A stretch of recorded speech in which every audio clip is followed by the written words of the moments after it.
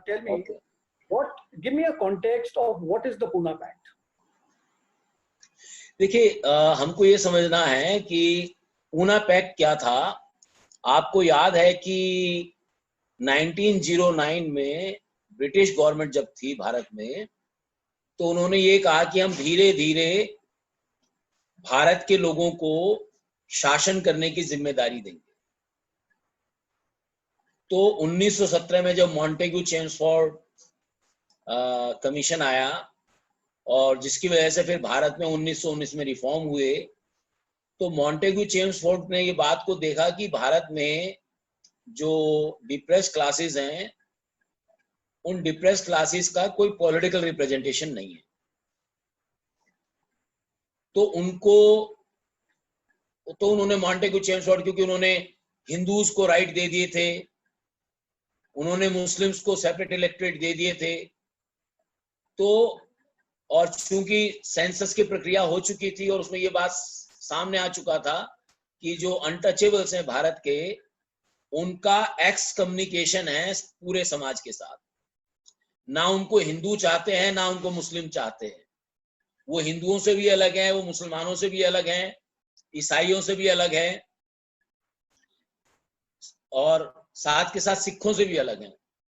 तो उन्होंने Montagu Chelmsford ने अपने रिपोर्ट में तो बात की कि हम इनको अधिकार देंगे, हम इनको पॉलिटिकल रिप्रेजेंटेशन देंगे, लेकिन जब मॉन्टेग्यू चेम्सफोर्ड को 1919 में लागू किया गया तो उनको कोई रिप्रेजेंटेशन सिग्निफिकेंट नहीं दिया गया। केवल ये कहा गया कि इनके एक दो लोगों को नॉमिनेशन दे दिया ब्रिटिश गवर्नमेंट ने लेजिस्लेटिव असेंबली में। तो दिस वाज द कॉन्टेक्स्ट। और चूंकि आबादी जो है अनटचेबल्स की उस वक्त भी जो है करीब देश की आबादी की करीब 18% आबादी थी उस वक्त।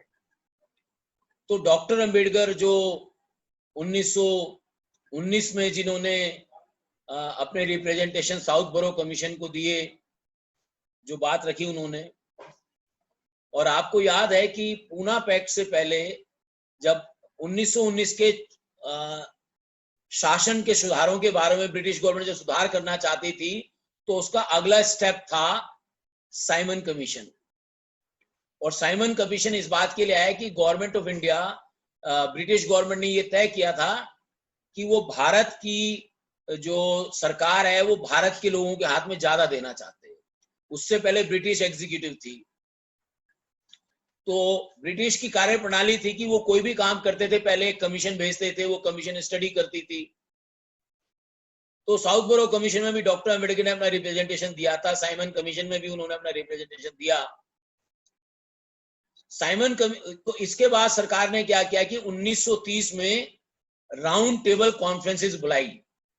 पहली राउंड टेबल कॉन्फ्रेंस में ये पहली बार था कि डिप्रेस क्लासेस के रिप्रेजेंटेटिव को ब्रिटेन की जो राउंड टेबल कॉन्फ्रेंस थी, जो कि भारत के राजनीतिक स्वशासन के ढांचे का निर्माण पे बात करने वाली थी राउंड टेबल कॉन्फ्रेंस, उसमें पहली बार 2 अनटचेबल्स को ब्रिटिश गवर्नमेंट ने प्रतिनिधि के तौर पे बुलाया।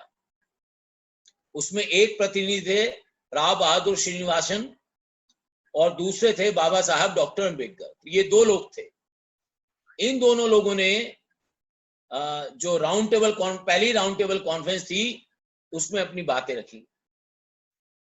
कांग्रेस ने पहली राउंड टेबल कॉन्फ्रेंस में हिस्सा नहीं लिया था, तीसरी में भी उन्होंने हिस्सा नहीं लिया, लेकिन दूसरी राउंड टेबल कॉन्फ्रेंस में मिस्टर मोहनदास करमचंद गांधी, जिनको हम महात्मा गांधी के तौर पे भी जानते हैं, उन्होंने उस सेकेंड राउंड टेबल कॉन्फ्रेंस में हिस्सा लिया। उस सेकेंड राउंड टेबल कॉन्फ्रेंस में भी डॉक्टर अंबेडकर और राव श्रीनिवासन जी दलितों के प्रतिनिधि थे। उसमें पूरी राउंड टेबल कॉन्फ्रेंस में एक सबसे महत्वपूर्ण समिति थी जिसका नाम था माइनॉरिटी कमेटी। और आपको इस माइनॉरिटी कमेटी की महत्ता इस बात से समझनी पड़ेगी, बाकी कमेटी के तो हेड कोई और थे, ब्रिटिश लोग थे, लेकिन जो माइनॉरिटीज की जो कमेटी थी, जो माइनॉरिटी सेटलमेंट पे जो कमेटी थी, उसके जो चेयर थे वो खुद ब्रिटेन के प्राइम मिनिस्टर रैमजे मैकडोनाल्ड थे, तो आप समझ सकते हैं। और माइनॉरिटीज में आपको पता है मुस्लिम्स के बारे में ब्रिटिश गवर्नमेंट पहले ही तय कर चुकी थी, उनको सेपरेट इलेक्टेड दे चुकी थी। ईसाइयों के बारे में भी पहले से ही तय था, एंग्लो इंडियन के बारे में पहले से तय था, सिखों के बारे में भी पहले से तय था। बचे थे माइनॉरिटी के तौर पर केवल अनटचेबल्स या डिप्रेस क्लासेस। इस माइनॉरिटी कमेटी के सामने डॉक्टर अंबेडकर ने अपनी डिमांड रखी। वो डिमांड रिप्रेजेंटेशन की, पॉलिटिकल रिप्रेजेंटेशन की डिमांड थी, सेवाओं में डिपेंड थी, सेवाओं में रिप्रेजेंटेशन का सवाल था, शिक्षा में सवाल था, सरकार के बजट का मसला था। इन तमाम मसलों पर डॉक्टर अंबेडकर ने बाकायदा एक मेमोरेंडम माइनॉरिटी कमेटी के जो हेड थे उनको दिया था। ये जो है पूना पैक्ट की पृष्ठभूमि है। इसमें और भी बहुत सारी चीजें हुई, लेकिन डॉक्टर अंबेडकर का पर्सपेक्टिव ये था कि जो राउंड टेबल कॉन्फ्रेंस है उसमें देश के हर एक तबके, ब्रिटिश गवर्नमेंट जो नया संवैधानिक ढांचा बनाने वाली थी भारत को चलाने के लिए, वो सब तबकों से सरकार ने उनकी राय मांगी थी। डिप्रेस क्लासेस की तरफ से डॉक्टर अंबेडकर, राव बहादुर श्रीनिवासन प्रतिनिधि थे। उन्होंने अनटचेबल्स की तरफ से, दलितों की तरफ से या डिप्रेस क्लासेस की तरफ से ये रिप्रेजेंटेशन दिया। ये इसकी पृष्ठभूमि। What was exactly the Pune Pact? अब राउंड टेबल कॉन्फ्रेंस के बाद lots of water flowed into the Thames and the Ganges.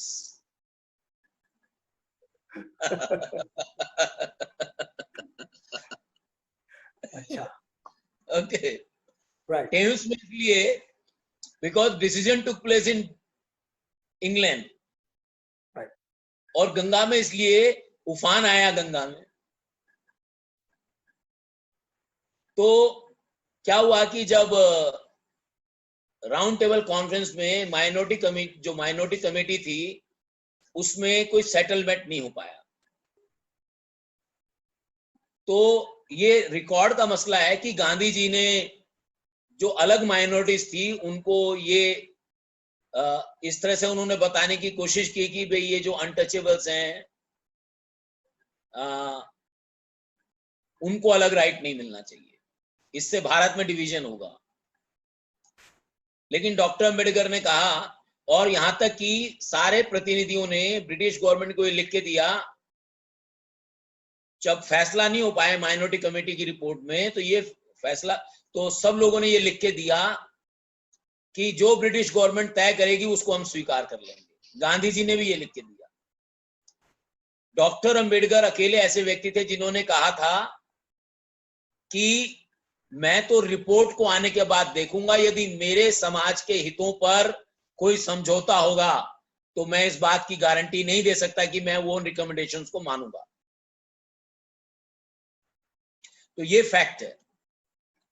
जब 1932 में सरकार ने जो है कॉन्स्टिट्यूशनल सुधारों की बात की, तो उन्होंने जो है कम्युनल अवार्ड कहते हैं उसको, कम्युनल अवार्ड घोषित किया। कम्युनल अवार्ड इसलिए कहा गया कि अलग कम्युनिटीज को उन्होंने राइट्स उस अवार्ड में घोषित किए। सेपरेट इलेक्टोरेट जी, तो कम्युनल अवार्ड में उन्होंने ये कहा कि जो शेड्यूल कास्ट हैं, जो डिप्रेस क्लासेस हैं, वो जो है हिंदुओं से एक अलग एंटिटी है। चूंकि उनके साथ खाना पीना सब, उनके साथ किसी का कोई बर्ताव नहीं है, तो उन्होंने ये कहा कि भारत के जो अनटचेबल्स हैं उनको पॉलिटिकल रिप्रेजेंटेशन अलग से दिया जाना चाहिए। और उन्होंने ये रिकमेंड किया कि जो अनटचेबल्स हैं, जो डिप्रेस क्लासेस हैं, उनको अपने प्रतिनिधि खुद चुनने का अधिकार होना चाहिए। यही सेपरेट इलेक्टोरेट था, यानी कि अनटचेबल्स के जो रिप्रेजेंटेटिव चुने जाएंगे उनको केवल और केवल अनटचेबल चुनेंगे। महात्मा गांधी जी का इस बात से सख्त विरोध था। उन्होंने सरकार के कम्युनल अवार्ड घोषित होने से पहले भी सरकार को चिट्ठी लिखी थी, और जब घोषित हो गया उसके बाद भी उन्होंने चिट्ठी लिखी कि वो अपनी जान के साथ इस निर्णय का विरोध करेंगे, क्योंकि गांधी जी का मानना था कि ये हिंदू समाज में डिवीजन करेगा, ये उनका मानना था। तो आपको पता है उन्होंने कम्युनल अवार्ड के खिलाफ अनुसूचित अनटचेबल्स को या डिप्रेस क्लासेस को या आज के शेड्यूल क्लासेस को, शेड्यूल कास्ट को उनके अपने प्रतिनिधि चुनने का अधिकार मिले, इसके खिलाफ उन्होंने पूना की येरवड़ा जेल में आमरण अनशन किया। और उन्होंने कहा कि कम्युनल अवार्ड केवल उनकी लाश पर ही लागू किया जा सकता है, काइंड ऑफ इस तरह की चीजें उन्होंने कही। तो ये जो है, इसको प्यारे लाल करके एक बड़े कांग्रेस के इतिहासकार हुए हैं, उन्होंने एक किताब लिखी है जिसमें उन्होंने इसको एपिक फास्ट कहा है। तो डॉक्टर अंबेडकर ने भी जो what Congress and Gandhi have done to the untouchables, उसमें उस फास्ट का भी जिक्र किया है, इस किताब का भी जिक्र किया है, और उन्होंने बताया है कि कैसे गांधी जी के फास्ट ने देश के सबसे कमजोर, प्रतिनिधित्वहीन और पूरा समाज इसको घृणा की दृष्टि से देखता था, जो ना बिजनेस कर सकता था, ना रोजगार कर सकता था, जिसको कुछ भी अधिकार नहीं थे, उनके खिलाफ महात्मा गांधी जी ने, जब उनको कुछ अधिकार मिलने लगे तो महात्मा गांधी जी ने उनके खिलाफ आमरण अनशन किया। ये जो आमरण अनशन है, इसको लेकर काफी मीडिया में, समाज में उथल पुथल हुई, और एक लंबी प्रक्रिया के बाद ये तय हुआ कि कांग्रेस कुछ पीछे हटेगी और डॉक्टर अंबेडकर कुछ पीछे हटेंगे। डॉक्टर अंबेडकर के सामने बड़ा डायलेमा ये था कि वो भारत की आजादी की लड़ाई के सबसे बड़े नेता या डिक्टेटर, वो महात्मा गांधी से टकरा रहे थे, और एक अनटचेबल, एक दलित, एक सवर्ण जो देश का नेता है, डिक्टेटर है, उससे टकराने की हिमाकत कैसे कर सकता है, ये पूरे समाज में धारणा व्याप्त थी। डॉक्टर अंबेडकर ने कहा, उन्होंने कई जगह ये कहा था और उन्होंने उस बात को दोहराया कि जो लॉस्ट राइट्स हैं वो रिलेंटलेस स्ट्रगल से मिलते हैं। डॉक्टर अंबेडकर ने कहा कि हम अपने अधिकारों की, हम महात्मा गांधी जी की जान की कीमत पर अपने अधिकारों से समझौता नहीं कर सकते। लेकिन चीजें बदली। डॉक्टर अंबेडकर के बीच का जो एक, डॉक्टर अंबेडकर के दिल में जो एक इंसान था, वो इंसान डॉक्टर अंबेडकर पर हावी हुआ।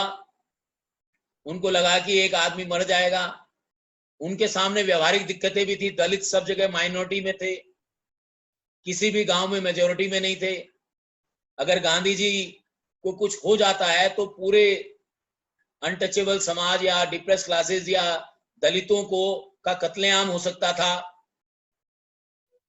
उधर कांग्रेस ने भी, कांग्रेस के बड़े बड़े नेता जिसमें मदन मोहन मालवीय, सप्रू, हिंदू महासभा के नेता जयकर, ये तमाम मुंजे, तमाम लोगों ने डॉक्टर अंबेडकर को अप्रोच किया कि आप थोड़ा सा इस मामले में विचार करें।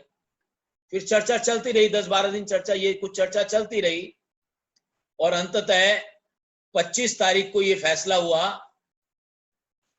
कि अनुसूचित ये जो डिप्रेस क्लासेस हैं, जो अनुसूचित जातियां हैं, उनको राजनीति में रिप्रेजेंटेशन का अधिकार दिया जाएगा।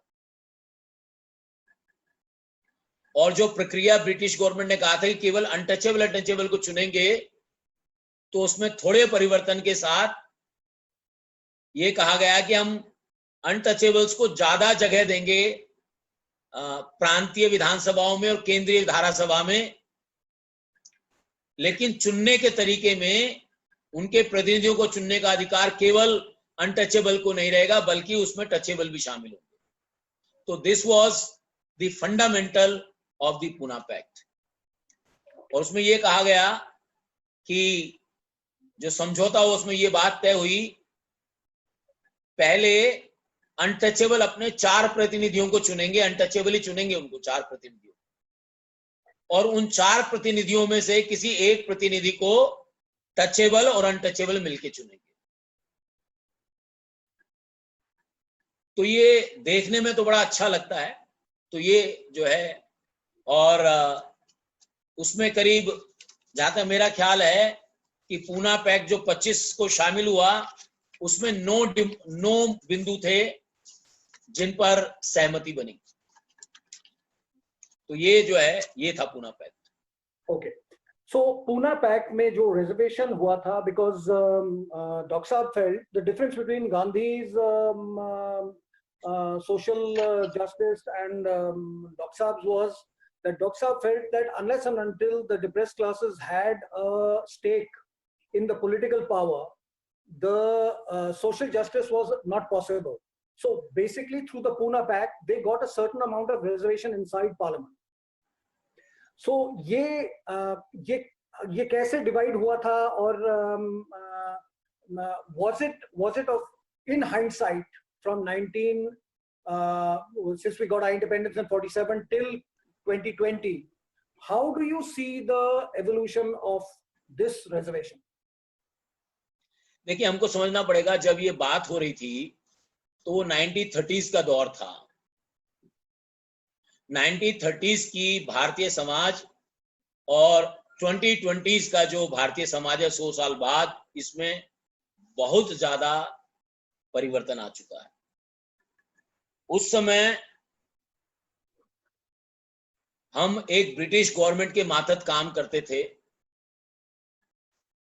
और जो वॉच डॉग था वो एक non Hindu, non Indian, non Muslim watch dog था। आज जो है सरकार वो गैर इंडियंस की नहीं है, गैर भारतीयों की सरकार नहीं, आज भारत वालों की सरकार है। और भारत में भी जिनके पास सरकार है, जिनके पास सरकारी ताकत है, अधिकांश उनमें से जिनके पास ताकत है non schedule cast, non schedule tribe और नॉन ओबीसीज है। मैं जानता हूं कि आप कहेंगे कि प्रधानमंत्री तो हमारे ओबीसी हैं, लेकिन एक होता है टाइटुलर पावर और एक होती है डी ज्यूरे पावर और एक होती है डी फैक्टो पावर। आज भारत की जो डी फैक्टो पॉलिटिकल पावर है वो देश के अपर कास्ट के हाथ में है, सो कॉल्ड अपर कास्ट के हाथ में। तो जो 1930s में था, आपको पता होगा, जो 1932 का कम्युनल अवार्ड वगैरह ये सब थे, ये 1935 के संविधान के रूप में भारत में लागू हुए। 1935 में जो एक्ट बना, गवर्नमेंट ऑफ इंडिया एक्ट 1935, उसमें सब इनकॉर्पोरेट किया गया।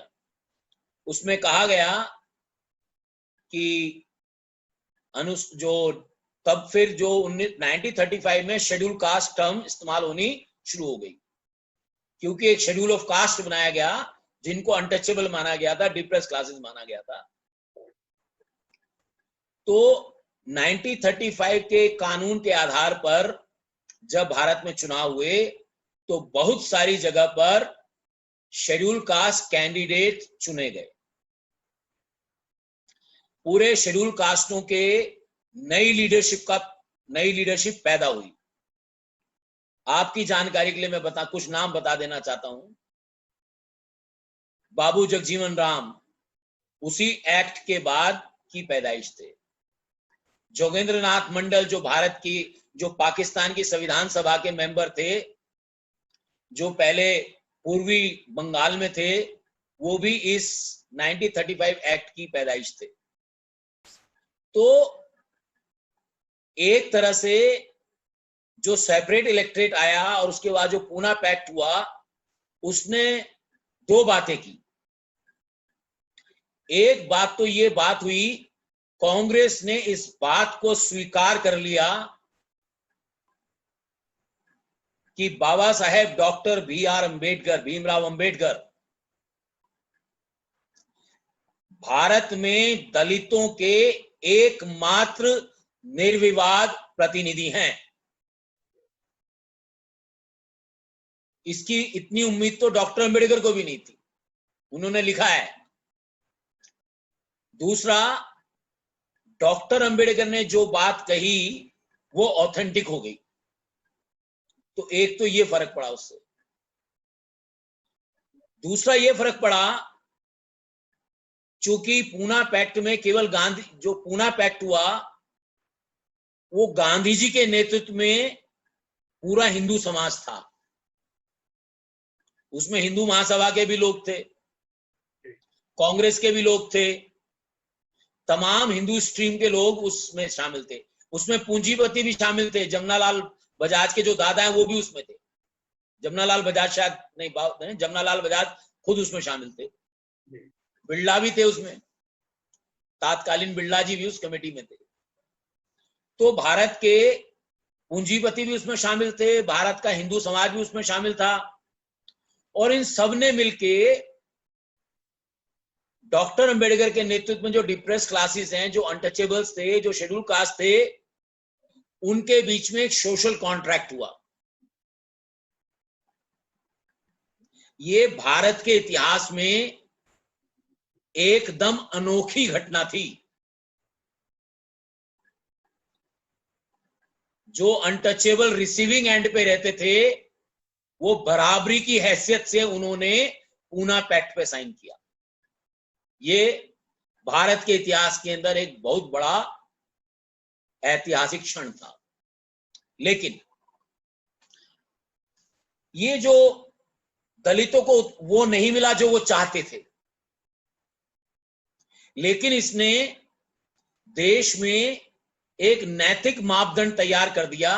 वो नैतिक मापदंड ये था कि भारतीय समाज में दलितों को जो स्थिति दोयम दर्जे की है, उस स्थिति को सुधारे जाने की जिम्मेदारी नैतिक तौर पर हिंदू समाज और भारत और इस पैक्ट के साइन करने वालों के ऊपर डाल दी। इसका दूरगामी परिणाम यह हुआ कि जब भारत में संविधान सभा बनी, कॉन्स्टिट्यूएंट असेंबली बनी, उस कॉन्स्टिट्यूएंट असेंबली में उससे पहले आपको पता है क्रिप्स मिशन आया, कैबिनेट मिशन आया। तो इन तमाम चीजों में इस पूना पैक्ट ने तमाम चीजों पे एक नैतिक दबाव डाल के रखा कि दलितों को इग्नोर नहीं किया जा सकता, नजरअंदाज नहीं किया जा सकता। तो मुझे लगता है कि पूना पैक्ट की तात्कालिक प्रासंगिकता ये थी कि भारत के संवैधानिक ढांचे में जब भारत की पहली निर्वाचित सरकार, पहली मनोनीत सरकार बनी, तो उसमें बाबू जगजीवन राम और बाबा साहब डॉक्टर अंबेडकर दोनों एक कांग्रेस के खेमे के और एक दलितों के निर्विवाद अखिल भारतीय नेता के तौर पर डॉक्टर अंबेडकर को उसमें लिया गया। और ये जो लीगेसी थी, जिसको भारतीय समाज, जिसको हिंदू समाज ने माना था, भारतीय समाज ने माना था, ये लीगेसी भारत के संविधान में भी लागू की गई। यानी कि संविधान ने इस बात को स्वीकार कर लिया कि अनुसूचित जाति और इसको आगे बढ़ा के अनुसूचित जनजाति तक उन्होंने इस बात को स्वीकार कर लिया, ये तबके ऐसे हैं जो हिस्टोरिकली एक्सक्लूडेड हैं, मार्जिनलाइज हैं, एक्स कम्युनिकेटेड हैं, इसलिए इनको पॉलिटिकल रिप्रेजेंटेशन स्पेशल देना ही होगा। और इसी के तहत 10 साल के लिए राजनीतिक आरक्षण की व्यवस्था संसद और विधानसभाओं में 10 साल तक उनके आरक्षण देने की उनकी व्यवस्था उनको की गई। इस विश्वास के साथ कि 10 साल में अनुसूचित जाति और जनजाति के लोग जो हैं राजनीतिक प्रतिनिधित्व में बाकी समाजों की बराबरी कर लेंगे, देश में 10 साल में सरकारें इतना काम कर लेंगी कि उनको राजनीतिक स्तर पर किसी आरक्षण की जरूरत नहीं पड़ेगी। लेकिन जैसा कि सब लोग जानते हैं, ऐसा हो नहीं पाया। ये मुझे लगता है कि पूना पैक्ट की स्थिति थी। So the existing reservation of it was a very visionary pact which gave a reservation of 84 plus 47. I mean, पहले 74-41 था, फिर वो 84-47 of about 131 members of parliament. Plus population proportionate है. So even reservation in assemblies. आपके हिसाब से where do you think there is some kind of limitation which is not allowing these 131 representatives to deliver social justice to the depressed classes? देखिए, इसका एक सबसे बड़ा पक्ष तो डॉक्टर अंबेडकर ने अपने पूना पैक्ट साइन करने के बाद ही बताया था कि हमको अनुसूचित जाति जनजाति को रिप्रेजेंटेशन मिल गया, लेकिन पॉलिटिकल पावर उनको नहीं मिली। जबकि सेपरेट इलेक्टोरेट में उनका रिप्रेजेंटेशन कम रहता था, लेकिन उनके हाथ में पॉलिटिकल पावर आई थी। तो पूना पैक्ट ने अनुसूचित जाति और जनजाति को एक तरीके से पॉलिटिकल पावर से मरहूम कर दिया, लेकिन उनका रिप्रेजेंटेशन बढ़ा दिया। पॉलिटिकल पावर डिफाइन करो जी। पॉलिटिकल पावर का मतलब यह है कि अगर वो देश में अपने बूते पर अपने प्रतिनिधि चुनते थे, तो उनको किसी भी पॉलिटिकल पार्टी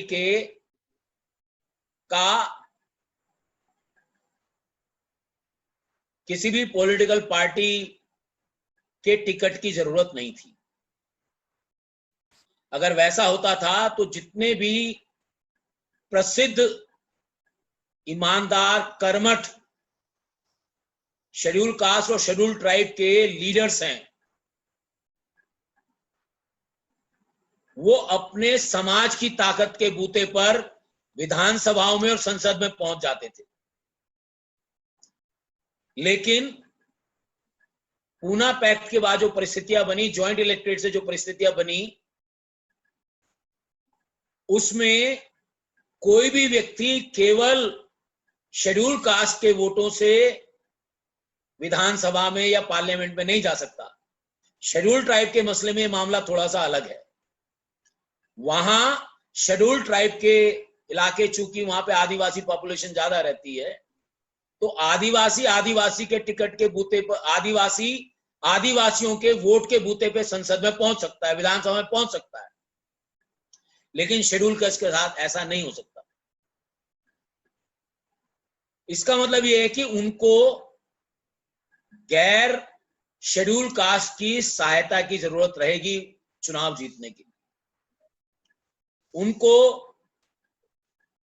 प्रचार के लिए बड़ी मशीनरी चाहिए होगी। उनको, चूंकि उनकी पार्टी को शेड्यूल कास्ट को नॉर्मली गैर शेड्यूल कास्ट वोट देना पसंद नहीं करता, तो गैर शेड्यूल कास्ट के वोट के लिए उनको कोई ऐसी पार्टी चाहिए जो उनको गैर शेड्यूल कास्ट का वोट दिला के उनको जिता दे। ये पार्टियां हैं जी, जीतेगा शेड्यूल कास्ट ही, क्योंकि there is no other candidate is allowed in that.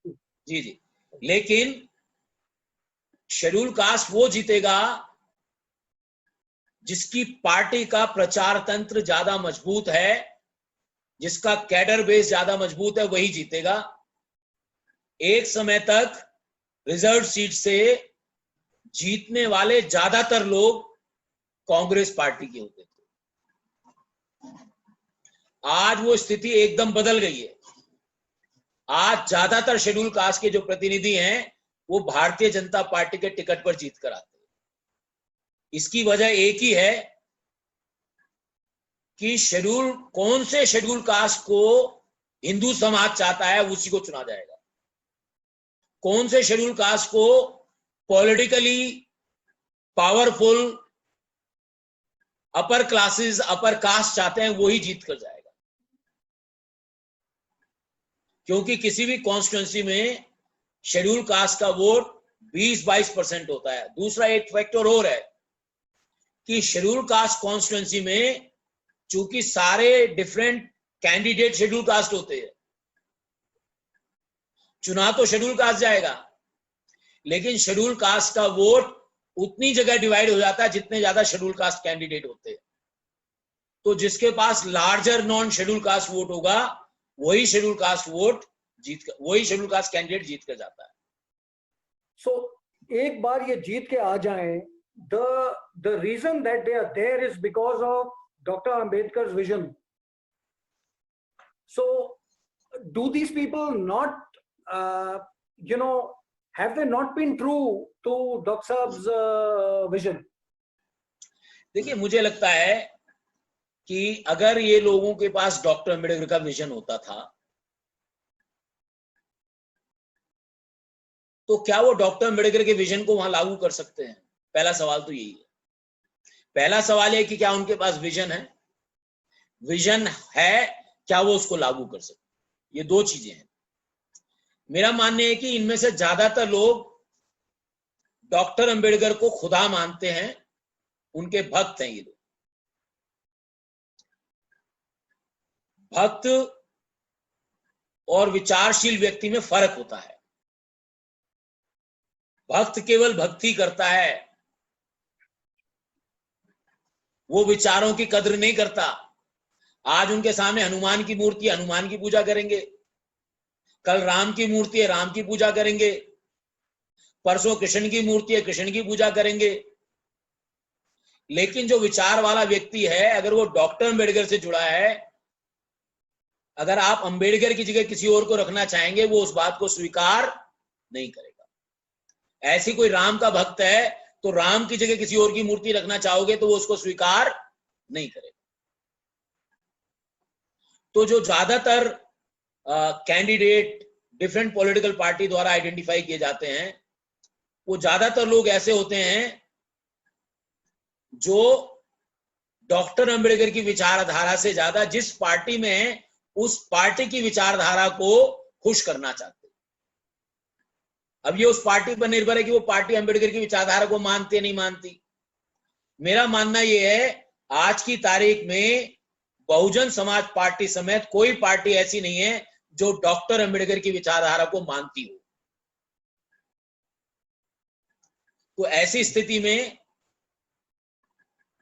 तो जो भी लोग वो डॉक्टर अम्बेडकर का नाम जरूर लेते हैं, प्रतिनिधि जो हमारे चुन के गए हैं, उनके जन्मदिन में जाते हैं, उनके परिनिर्वाण दिवस में जाते हैं, उनके दीक्षा कार्यक्रमों में जाते हैं, लेकिन ये एक सेरिमोनियल एस्पेक्ट है।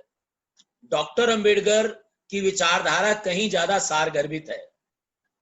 वो एक डेमोक्रेटिक फिलॉसफी की बात करते हैं, वो सेकुलरिज्म की बात करते हैं, वो इकोनॉमिक पॉलिसीज की बात करते हैं, वो इनइक्वालिटी को एनिलेट करने की बात करते हैं, वो कास्ट को एनिलेट करने की बात करते हैं।